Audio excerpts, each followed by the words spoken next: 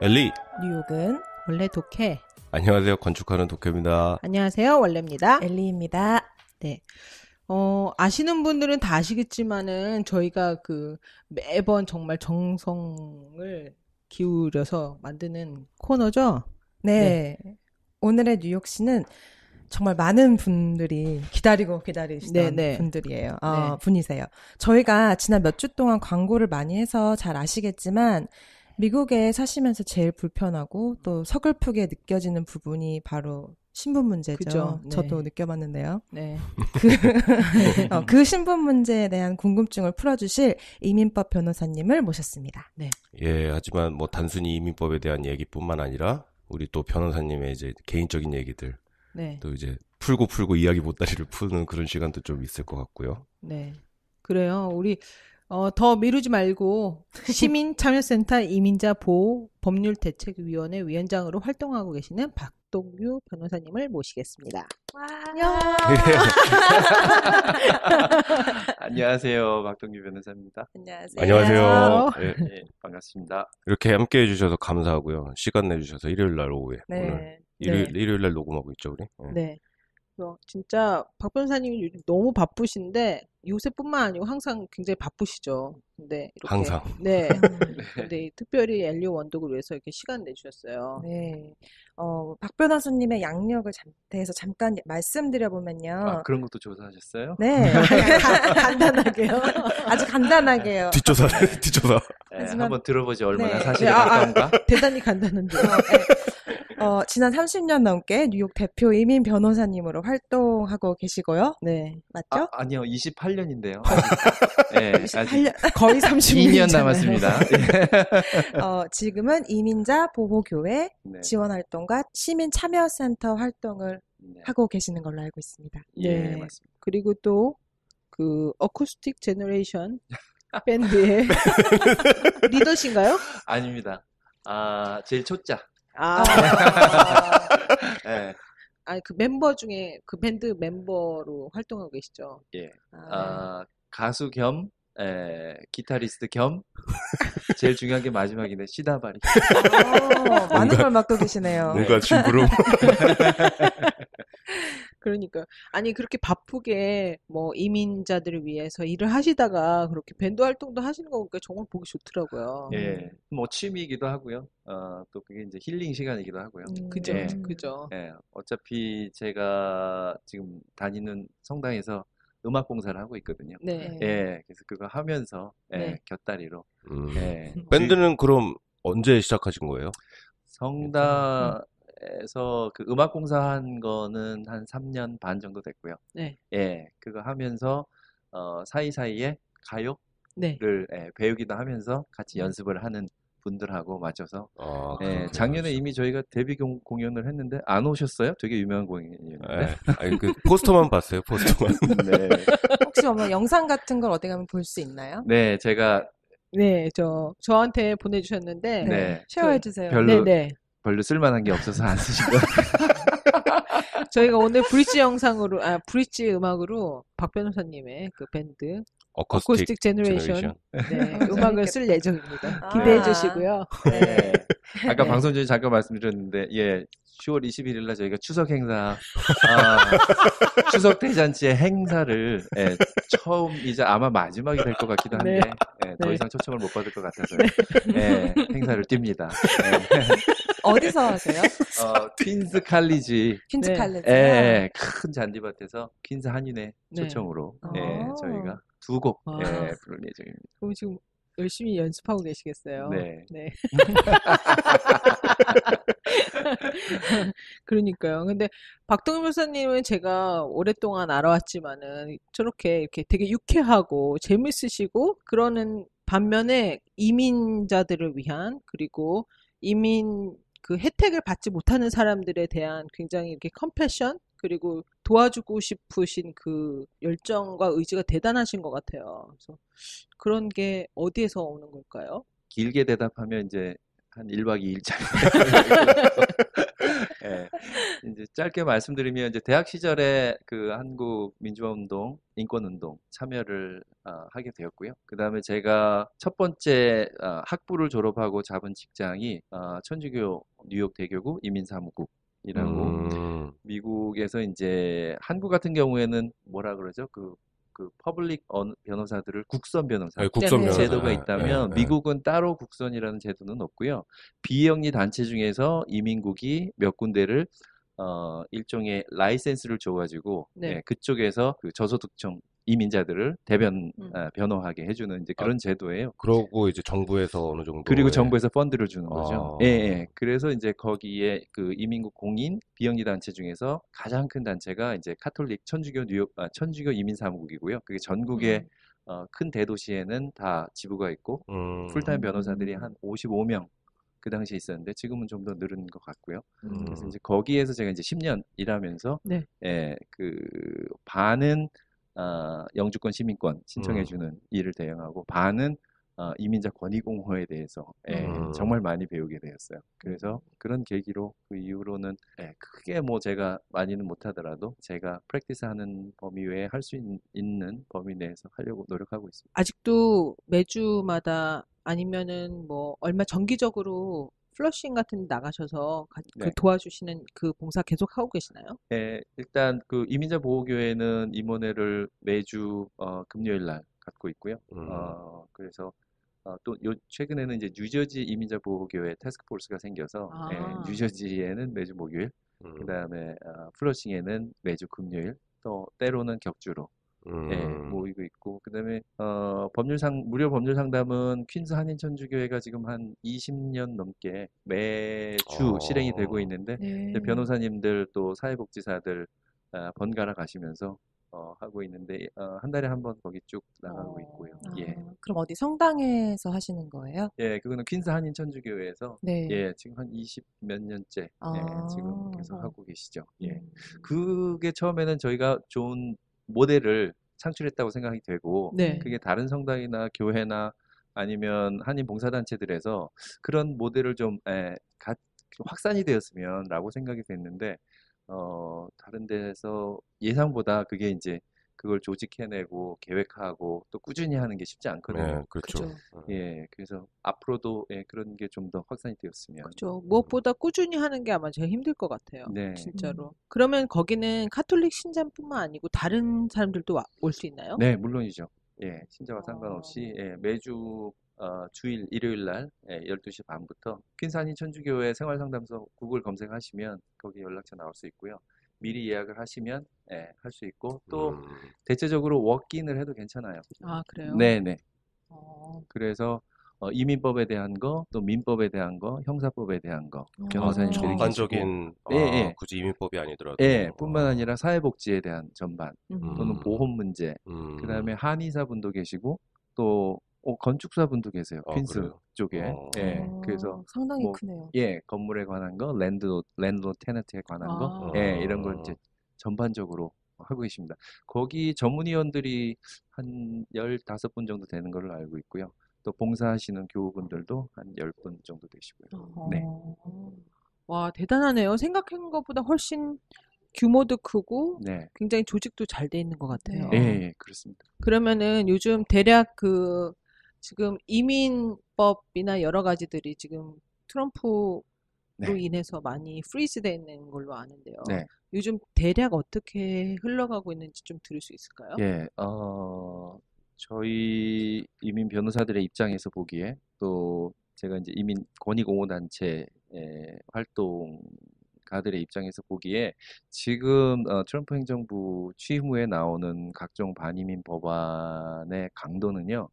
저희가 기억 2001년도 이전부터 여기 와 계신 분들은 아시겠지만 9.11 테러가 나고 이민법이 180도 바뀌었다라는 표현을 했습니다. 그래서 그전에는 이민 업무가 서비스 업무에 방점이 있었다면 그 이유는 그 9.11 이후에는 국토안보의 방점이 찍히고 그다음에 그 당시에 아실 거예요. 국토안보부라고 하는 게 지금은 생활용어처럼 됐지만 그 전에는 전혀 없던 업무를 담당하는 국무부 정도 산하의 규모의 정부 기관이 하나 생긴 거거든요. 그래서 법무부, 국무부, 이민국 등등 관련 부서가 국토안보부 산하로 들어가게 될 정도로. 예, 그러니까 대통령 직속 정부 기관이 큰 네. 정부 기관이 하나가 생긴 거죠. 네. 그래서 그때와 비교해서 지금은 상황을 볼 때는 그때보다도 한 10배에서 20배 이상 더 강도 있는 그러니까 이민자들에게 불리한 정말요? 이렇게 제도가 생겼다고 하면 조금 이해하시기가 편하실 거예요. 오히려 어머나. 9.11 이후보다도 더 심해진. 예, 10배, 20배 더 나쁘다는 거죠. 그렇죠. 예. 그리고 또 다른 표현을 빌면 지금 우리가 변호사들이 가장 많이 쓰고 있는 이민법전이 그 Immigration and Nationality Act of 1965. 그래서 1965년도에 통과된 이민법이 근간으로 해서 네네. 이제 세부 규정들이 나온 거거든요.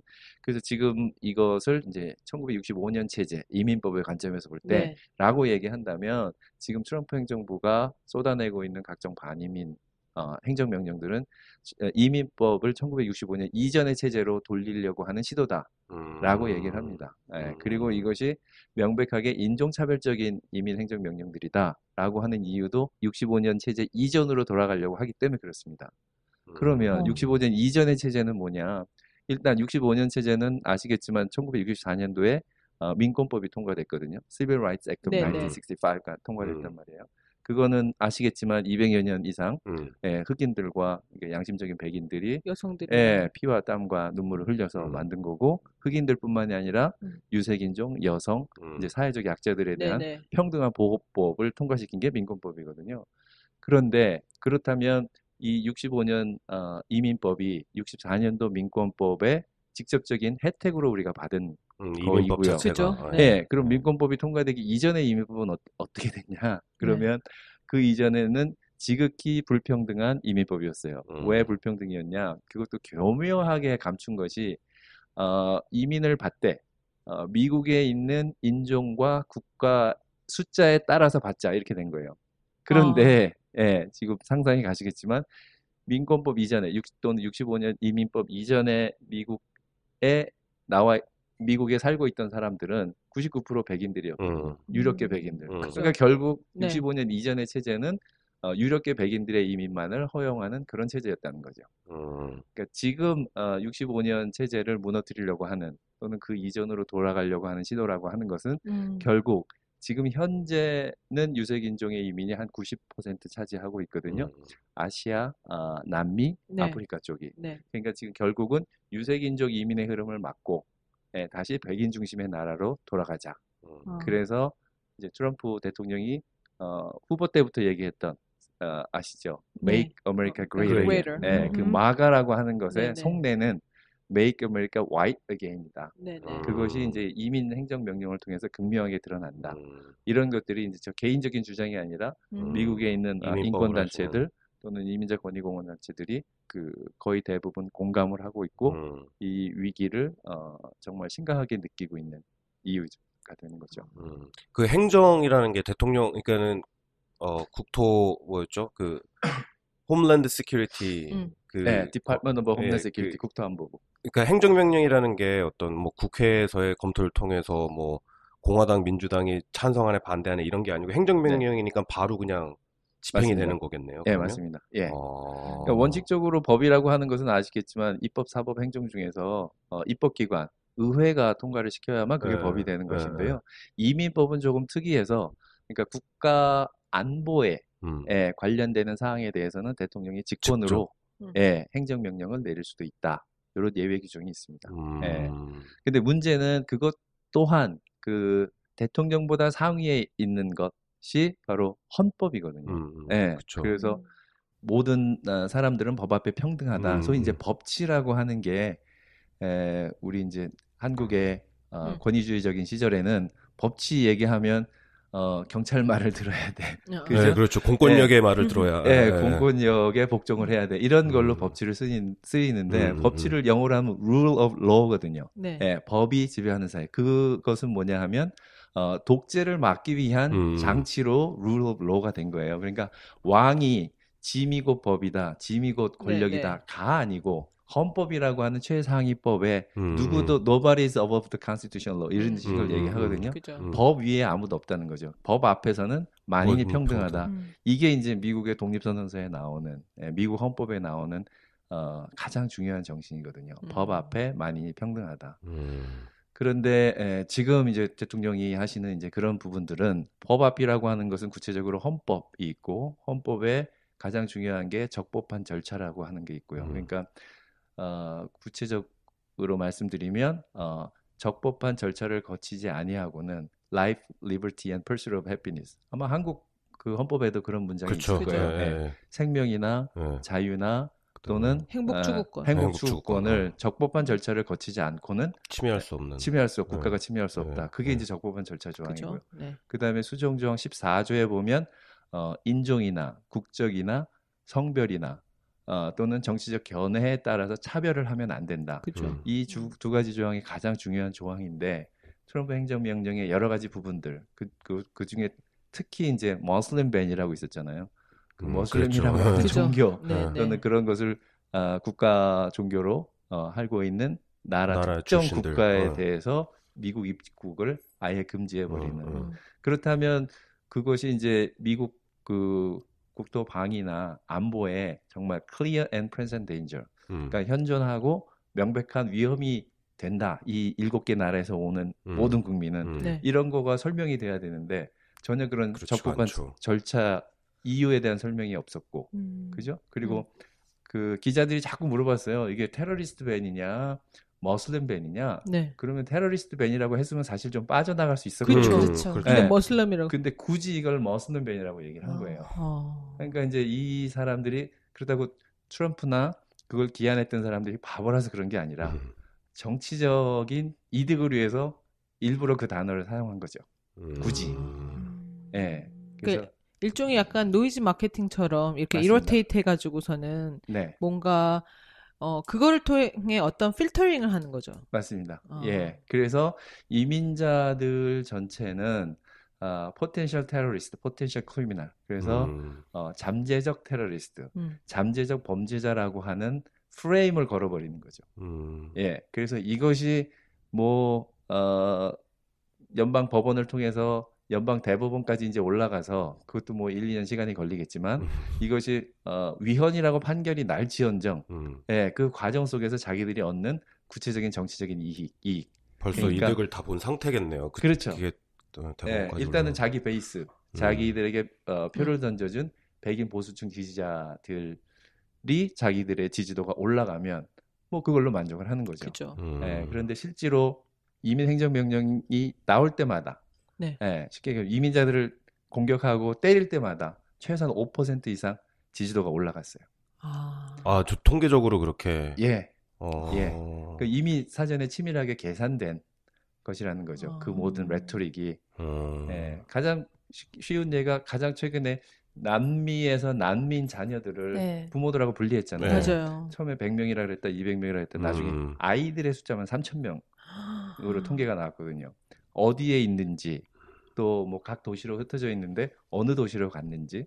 근데 뉴욕 같은 경우에는 드블라지오 시장이 250명이 왔다 그러는데 그거에 대해서 전혀 시장조차도 보호를 받은 적이 없는 거예요. 예, 이런 그야말로 국제 난민법에도 위반이 되고 국제 인권법에도 위반이 되고 또 헌법에 적법한 절차 설명하지 않은 이런 일에 대해서도 감행을 했고 그때도 5%가 아니라 한 7% 정도 베이스 그 보수적인 백인층에서 지지도가 올라갔다는 사실이에요. 진짜 이거를 그럼 어떻게 받아들여야 되는 거지? 그러니까는 그 적법한 절차를 통해서 내린 행정명령이 아닌데 그거를 어떻게 저기를 할 수 있는 방법이 없나요? 이렇게 브레이크를 걸거나. 아니면은 물론 이제 그 적법한 절차라는 게 이제 대법원까지 올라가가지고 하는. 근데 그 벌써 시간이 그렇게 지나버리잖아요. 그 시간 동안에 정치적 이득은 둘째 치더라도 그게 가장 큰 목적이긴 하니까. 근데 그 안에서 그 기간 동안에 그렇게 막 가족들과 떨어져야 되고 막 그렇게 인권에 침해받은 그런 것들은 어떻게 뭐 일일이 다 뭐 트럼프 행정을 다 수를 하나 그러면 그게 좀 이해가 지금, 좀 트럼프 행정부 지금 출범 후 1년 반 정도 지났잖아요. 그 행정명령 중에 2가지 케이스가 연방 대법원을 갔어요. 방금 제가 말씀드린 머슬림 밴하고 그다음에 난민 자녀들을 분리해서 수용하는 그 정책이었는데 그 두 가지 결과가 어떻게 됐을까요? 연방 대법원에서 나왔어요? 네. 요번에 대법원 누구 멤버 바뀌고 캐버너. 네. 그거 하고 제가 연결시켜서 말씀드리려고 하는데 두 케이스 다 트럼프의 손을 들어줬습니다. 연방 대법원이. 네. 그러면 이제 미국 3심제잖아요.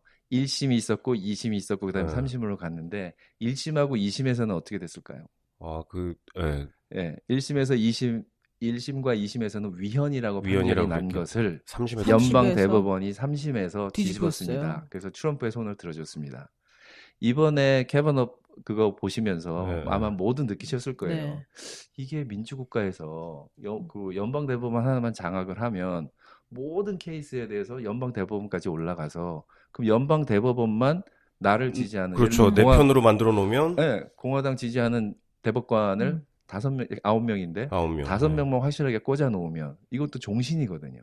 그렇죠. 지금 캐버너 같은 경우는 그렇죠. 대법원장 30년에서 40년을 할 거고 지금 또 이런 또 엄청난 과정을 거치기 때문에 더더욱이나 자기를 임명한 대통령의 이념이나 정책을 손을 들어줄 텐데 대부분 법률가들은 연방 대법원은 너무 정치적으로 편향돼 있다고 얘기를 하죠. 그러니까 법적인 판단을 하기보다는 법을 이용해서 정치적인 판단을 하는 곳이라고 이미 되어 있고요.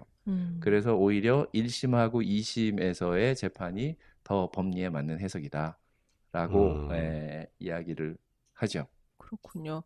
이게 지금 머슬럼 사람들뿐만 아니고 우리 에이시안들도 지금 굉장히 거기에 대한 불혜택을 받고 있는 상태죠. 네. 그러면 그 1년 반 거를 30초 내에 제가 정리를 해드리면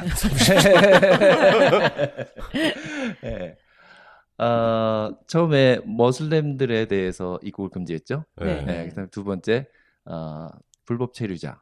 저희는 이제 서류 미비자라고 얘기하는데 그 용어 정리도 나중에 좀 할 필요가 있겠지만 서류 미비자들에 대한 공격을 해서 150만 명을 체포를 했고 그리고 230만 명을 이미 추방을 시켰습니다. 그 전에 잡혔던 사람까지. 한국 사람들도 한 153명 정도 통계로 나와 있고요. 그 다음에 어디를 갔냐면 유학생들을 공격합니다. 유학생들 중에 학교를 안 다니는 사람, 또 학교를 등록만 해놓고 안 다니는 사람, 그리고 실제로 그 동네에 살았느냐, 또는 교과서를 갖고 와라, 뭐 노트를 갖고 와라, 뭐 등등. 그 다음에 합법 취업 비자 소지자, H 비자, L 비자, 뭐 R 비자, 뭐 이런 사람들을 규정임금 이상을 받고 있는지, 실제로 일을 하고 있는지, 처음에 서류를 냈을 때 했던 그 일을 정말 정확하게 지키고 있는지 등등등. 그 다음에 나오는 게 이제 영주권 취득할 때 여러 가지 그 제한 조건들을 걸죠. 가장 최근에 나온 게 이제 정보 보조 혜택을 받으면 영주권을 안 주겠다라고 하는 거. 그 다음에 시민권자까지 넘어가죠. 그래서 시민권을 받았지만 시민권 받는 과정에서 문제가 있었던 사람들, 또는 알건 모르건 투표를 했던 사람들, 심지어 유권자 등록을 모르고 했을 수도 있잖아요. 유권자 등록을 했었던 사람들. 그게 무슨 소리예요? 그게 왜 문제가 되는 거죠? 유권자. 그러니까 영주권자는 유권자 등록을 하면 안 되잖아요. 안 되죠. 네, 투표를 해서도 안 되잖아요. 근데 모르고 했던 사람들이 있어요. 맞아요. 그게 그냥 레러로 오잖아요. 하라고 오죠. 또 뭐 그 한인 교회나 이런 데 우리 뭐 저기 시민 참여 단체들 같은 데서 하라고 사인을 하잖아요. 물론 시민권이 있어야 된다고 저희들은 이제 말씀은 드리지만 모르고 하는 경우도 있고요. 맞아요. 또 운전면허 신청을 할 때 어떤 주에는 자동으로 모로 레지스트레이션 되는 경우가 있습니다. 그때 영어를 정확하게 모르면 Are you US citizen 그게 사실 첫 번째 퀘션에 있는데 그냥 그거를 yes 하다 보면 자기도 모르게 등록이 되는 경우가 있어요. 더 웃기는 사실은 뭔지 아세요? 그러니까 모르고 가서 투표를 한 것보다 유권자로 등록을 한 게 더 나빠요. 투표를 한 거에는 증거가 남지 않아요. 가서 투표를 했지만, 그래서 나중에 얘기를 하더라도 그 행위보다는 그 법적인 문서에 사인을 해서 자기가 등록을 했다라고 하는 게 의도가 더 나쁘다는 거예요. 그래서 실제로 영주권자로서 투표를 한 것도 시민권 박탈의 사유가 되지만 이후에 유권자 등록을 한 것이 그거보다 죄질이 더 나쁘다라고 하는 게 판례로 나와 있습니다. 그러면은 저희가 알고 있던 사실들 있잖아요. 뭐 예를 들면 뭐 서류 미비자들이라든가 이런 제 상식으로 이제 어쨌든 뭐 H1 받고 그다음에 영주권 받고 학생 비자 받고 이렇게 그냥 안전하게 그렇게 갔던 사람들은 위험하지 않을 거라고 생각하고 있었는데 그게 아닌 거네요. 네, 그렇죠. 저희가 세미나 하면 가장 많이 받는 질문이 이제 처음에는 그 머슬림 밴하고 이제 서류 미비자 추방이 가장 큰 이슈였기 때문에 이제 그런 이야기들을 하면 한인분들 중에서도 영주권자나 시민권을 가지신 분들은 그러죠. 그 서류 미비자 왜 도와주냐고. 불법을 저지른 사람을 왜 도와주냐고. 네, 그런 질문을 많이 하거든요.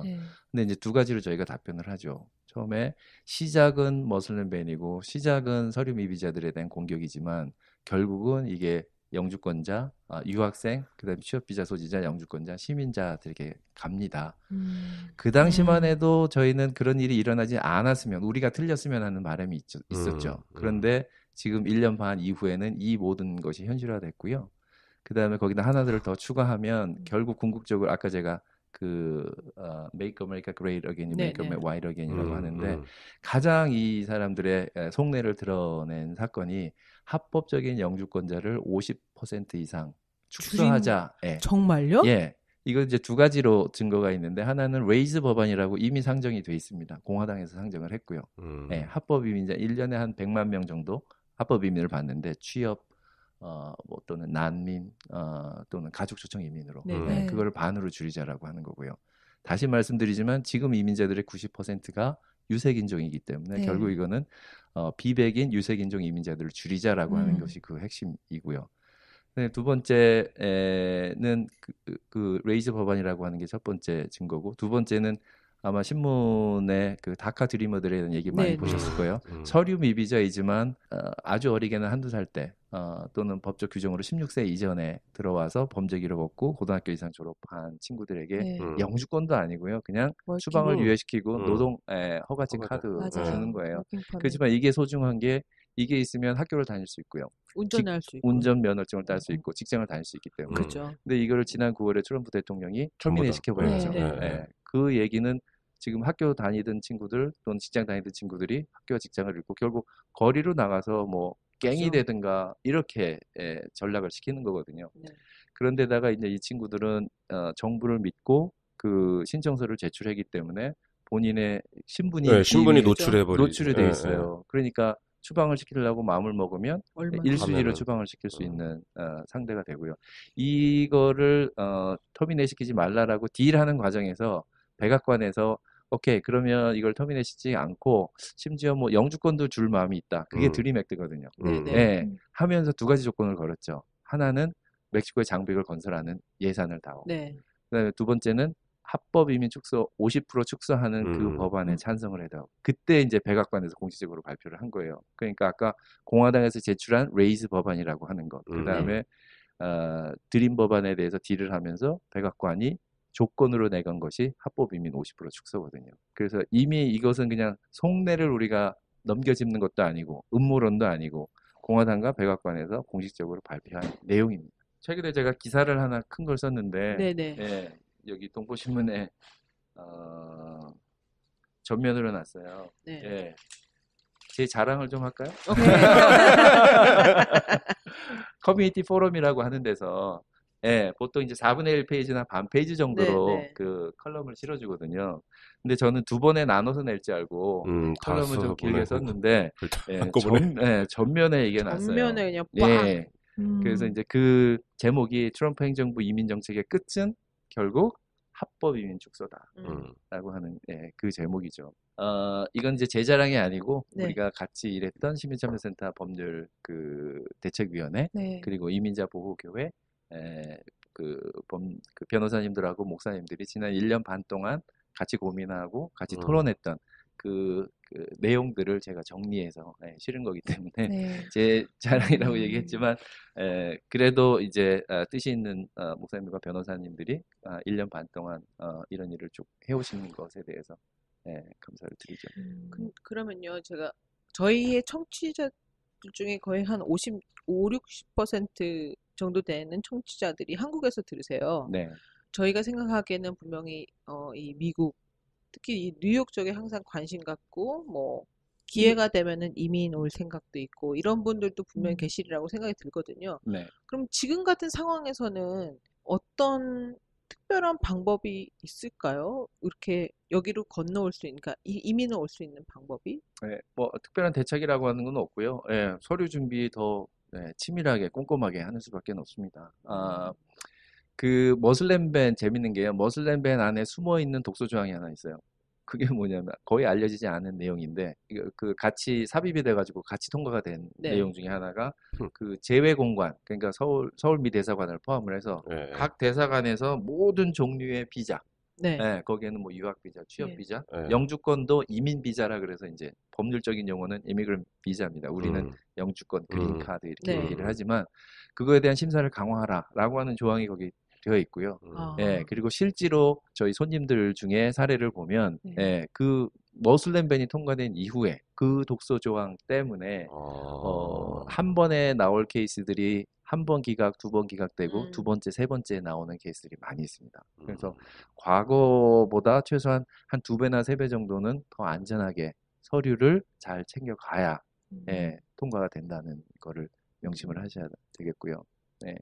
그러니까 지금은 특별히 이 그 행정명령에 대해서 우리가 뭐 소송을 하거나 해서 갑자기 뒤집어질 수 있는 상황은 아니라고 생각이 되고요. 그래서 일단은 각 개인적인 차원에서는 서류 준비를 철저히 하는 것이 가장 중요하다고 생각이 되고요. 뭐 좀 후에 11월 그 총선에 대해서 우리가 얘기를 좀 나눴으면 좋겠지만 제가 다니면서 하는 얘기는 2가지죠. 미국 현대사에서 가장 중요한 중간선거가 될 거다. 이번 11월 이번 11월 선거가. 네네. 그리고 우리 생애에 가장 중요한 선거가 될 거다라는 게 첫 번째고, 두 번째는 서류 비비자도 투표는 못하지만, 그죠? 선거 운동하는 것은 합법입니다. 그래요? 예, 예. 내가 서류 미비자인데 우리 아이들이 다카 드리머로 지금 신분이 불안한데 주변에 있는 친척들이나 교우들이나 친구들, 시민권 있는 사람들, 예, 또 저 유권자 등록을 하신 분들한테 유권자 등록 꼭 하고 요번에 꼭 선거를 하고 그 다음에 후보들 중에서 우리 이민자들을 위해서 일을 하겠다는 후보들을 꼭 찍어달라. 이 선거 운동하는 거는 합법입니다. 그러니까 그렇게 하시라고 제가 말씀드립니다. 그 중간 선거라는 게 중간 평가를 하는 건가요? 트럼프 행정부를? 아니면은 뭐 우리나라 같은 경우에는 이상하게 그 총선하고 대선하고 이게 시간이 잘 안 맞물려 가지고 대통령이 대선에서 대통령이 돼도 총선 때문에 자기의 어떤 그 공약이나 뭐 이런 것들 못하는 경우들이 많잖아요. 근데 여기에서 미국에서의 중간 선거라는 건 어떤 의미고 어떤 형식으로 하는 건지 그런 것 좀. 정치적인 의미는 방금 말씀하신 대로 대통령에 대한 평가의 의미가 있고요. 그다음에 실질적인 의미는 결국 연방 상원과 하원을 뽑게 되는데요. 상원, 하원이요. 예, 하원은 2년마다 한 번씩 전체를 다시 뽑게 됐고요. 상원은 의원 중에 3분의 1을 뽑게 됩니다. 예, 그것이 이제 중간 선거이고요. 그렇구나. 상원의원, 하원의원을 뽑는 그런 선거가 되는 거예요. 예, 중요하다라고 하는 이유는 지금 입법, 사법, 행정이 공화당에 가져가 있거든요. 예, 원래는 견제와 균형을 맞추라고 삼권 분립을 만들어놨는데 지금 한 당에서 이걸 다 가져가 버렸어요. 제가 기억하기에는 한 미국 현대사 한 100년을 본다면 이런 일이 있었을까? 예, 할 정도로 전무후무하다고 기억이 되고요. 그 다음에 지난번에 사실은 그 트럼프 대통령이 안 될지 알고, 그죠? 언론에서도 그랬죠. 99% 뭐 힐러리가 된다고 다들 얘기를 하는 바람에 이제 견제 심리 때문에 그럼 대통령은 당연히 민주당에서 가져갈 거니까 나머지는 공화당 줘도 의회가 견제를 하라는 의미에서 줬는데 어떻게 뚜껑을 열어보니 트럼프 대통령이 대통령까지 되고 그리고 이제 연방 그 수프림 코트 연방 그 최고 법원에서는 본인이 리타이어하거나 아니면 죽거나 이럴 때 종신이니까요. 근데 happen to be 공화당 대통령 시절에 이 사람들이 그 리타이어하거나 돌아가시거나 이렇게 되는 거예요. 그러니까 공화당 입장, 트럼프 입장에서 보면 트럼프가 운이 엄청나게 좋은 거고, 엄청나게 좋은 거네요. 민주당 입장에서 보면 운이 엄청나게 나쁜 거고, 그래서 지금 이제 한석이 비었는데 그거를 지금 어저께 결정이 났죠. 캐바노프 아주 그렇게 반대를 했는데도 됐어요. 그죠? 그러니까요. 예, 극우적인 이념을 가진 사람이 지금 거기 가서 앞으로 한 3, 40년 동안 종신을 하게 그런 상황이 지금 된 거죠. 지금 미국 혹시 이 방송을 듣고 계시는 분들 중에서 시민권자이신 분들은 지금 레지스터 계속 하실 수 있어요. 10월 12일까지. 그래서 온라인으로도 레지스터 하실 수 있으니까 하고 투표는 11월 6일입니다. 11월. 네, 네, 11월 6일이요. 혹시 우리 동네 누가 아니면은 더 보링할 사람들을 잘 보셔가지고 누가 더 뜻이 잘 맞는지 네. 예. 하다못해 동네 교육위원까지 뽑거든요. 네. 그래서 중간 선거에 거의 네. 네. 같이 그래서 뽑습니다. 그 교육위원들도 우리 입장에서는 에이시안한테 더 이렇게 다가오고 네.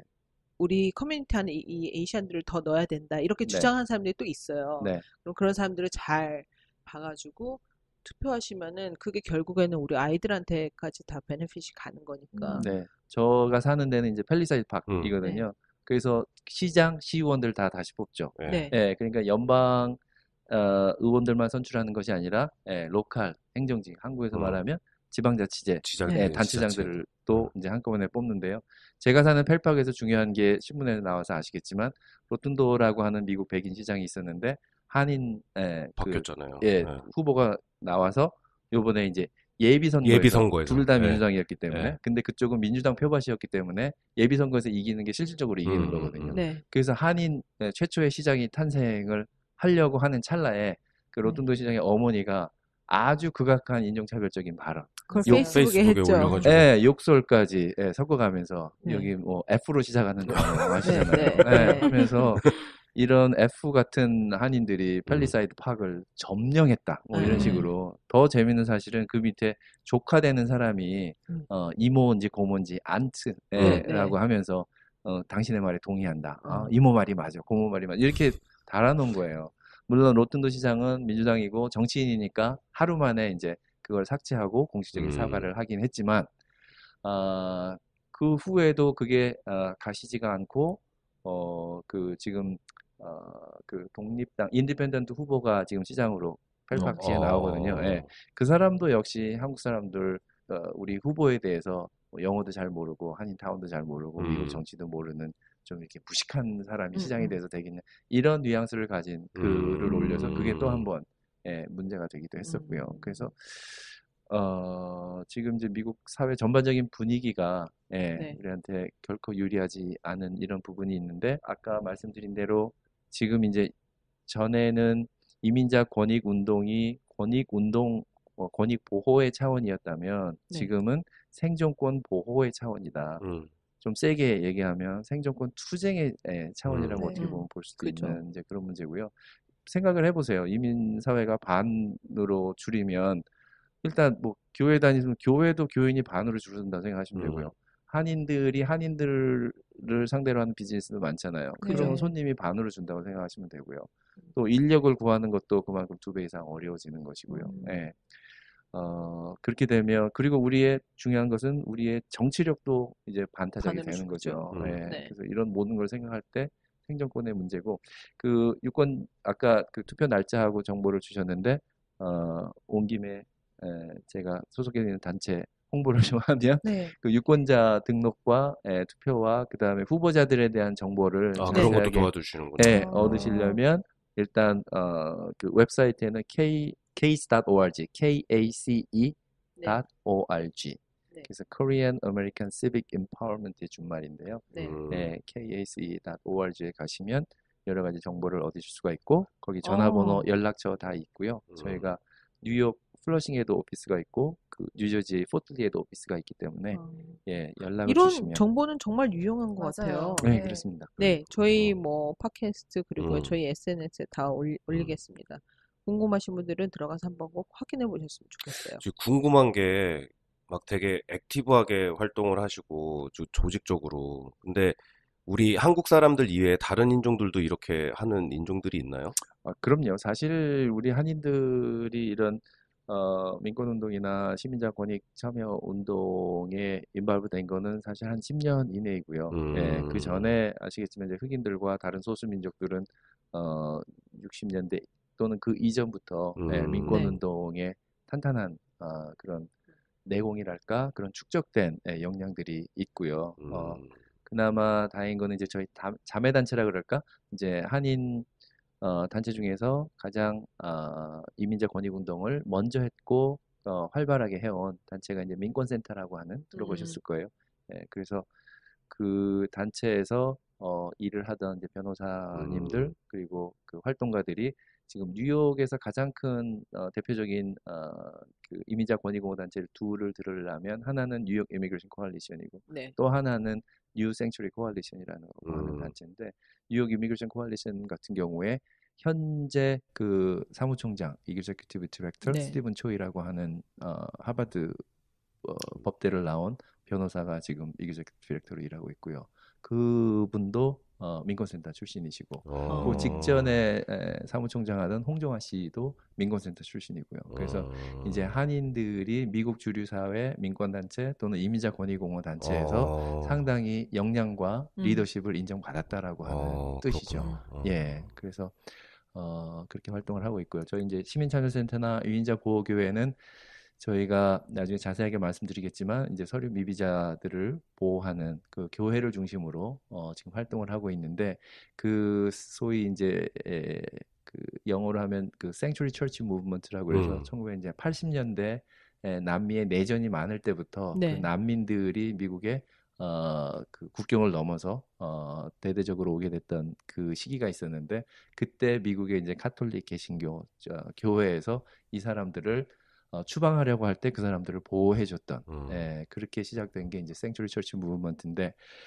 그때 한번 크게 있었고 그 중간에는 뭐 클린턴 대통령도 있었고 오바마 대통령도 있었고 그럼 좀 합리적인 이민법을 집행하던 시기가 있었기 때문에 잠잠하다가 이번에 이제 트럼프 대통령의 행정명령으로 대대적인 추방이 시작이 되자 다시 그 미국 주류 사회에서도 생츄리 처치 무브먼트가 시작이 됐거든요. 그래서 이제 뉴욕에서는 뉴 생츄리 코알리션이라고 하는 데가 가장 큰 단체고요. 거기에 이제 저희 한인 그 이민자 보호 교회가 소속 단체로 저희가 들어가 있죠.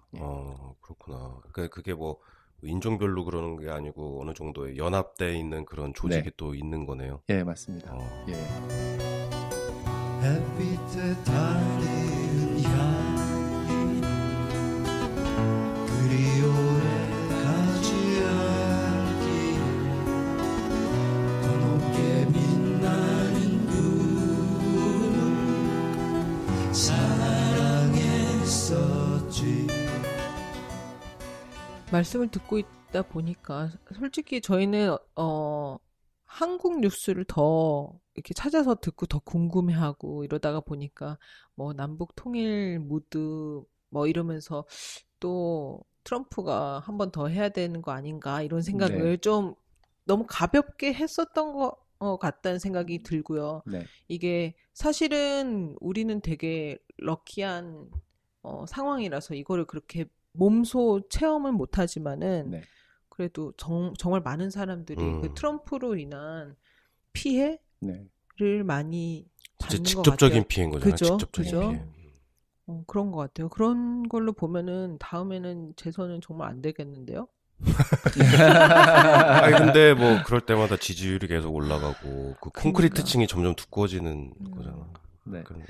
저는 저도 그런 질문을 많이 받습니다. 예, 저도 이제 촛불시위에도 참여를 하고 또 한반도 평화에 대해서 저도 관심이 많고 뭐 작은 힘이지만 도움이 됐으면 하는 그런 쪽이기 때문에 그래서 이번에 이제 민주평통에도 제가 그 공공외교분과 위원장으로 들어간 이유가 그런 거에 좀 작은 힘이지만 보탰으면 하는 이런 바람으로 들어갔기 때문에 지금 이제 저에게도 상당히 실존적인 질문이에요.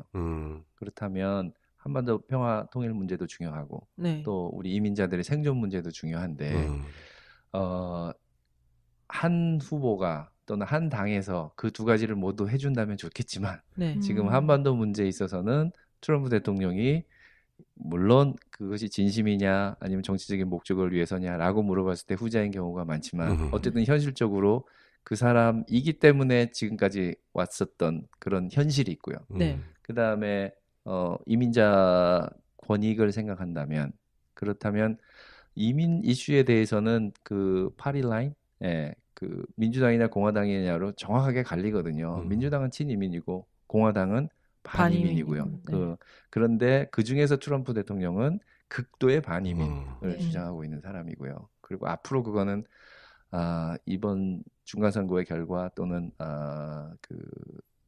재임이 된다라고 하면 정말 지금까지 말로만 레토릭으로만 해왔던 모든 것들을 현실화 시킬 준비가 이미 다 되어 있기 때문에 그래서 이 두 가지 문제 때문에 고민이 많은데요. 그냥 제 개인적인 의견을 말씀드리라면 그러니까 특정 당을 지지해야 된다 또는 특정 후보를 지지해야 된다라는 것보다는 네. 후보들한테 우리가 질문을 하는 거죠. 당신은 이민 정책에 대해서 어떤 정책을 갖고 있습니까? 우리는 이민자로서 그 이민자들에게 피해를 주지 않는 정책을 당신이 집행하길 원한다라는 요구를 정당하게 하는 것이고요. 또 한반도 문제에 있어서 우리는 또 이민자이지만 또 한국에서 왔고 한반도 분단 상황 때문에 생기는 여러 가지 고통들에 대해서 관심이 많다. 그래서 한반도 평화를 지켜주기 원한다. 당신이 한반도 평화를 위해서 일을 할 준비가 되어 있느냐, 그런 공약이 있느냐.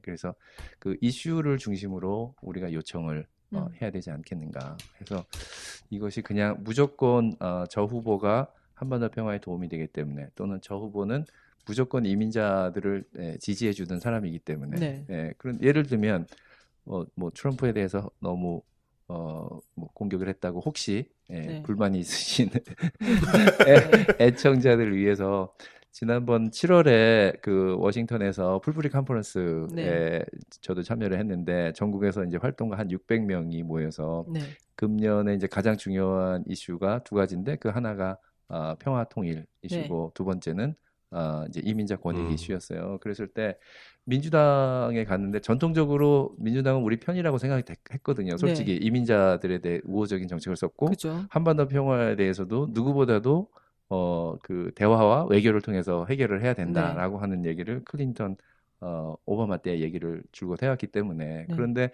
이번에 갔는데 민주당의 당 후보들이 정확하게 10이면 10, 100이면 100 사람이 이민자 권익 옹호에 대해서는 우리가 찬성을 하지만 한반도 평화에 대해서는 원칙적으로 지지한다는 얘기조차 사실 되게 두려워하고가 트럼프 대통령이 하고 있는 이 방식은 아니다. 이런 대답을 마치 짠 듯이가 아니라 짰어요. 그것은 이제 당론으로 정해서 똑같은 얘기들을 하더라고요. 그러니까 그런 부분에 대해서는 이제 민주당에 대해서는 섭섭한 거죠. 그러니까 어쨌든 저희는 민주당도 좀 더 한반도 평화 프로세스에 대해서 우리 당 대통령이 안 한다고 해서 안 하는 이런 정치적인 계산보다는 지금 한반도의 평화가 실제로 전체 동아시아 평화, 세계 평화에 얼마나 도움이 되는지 또 미국 시민권자들의 입장으로 봐서도 전쟁의 위협이 줄어든다라고 하는 실질적인 이익, 경제적인 이익을 받을 수 있다는 걸로 민주당 의원도 우리가 설득을 해야 되고요.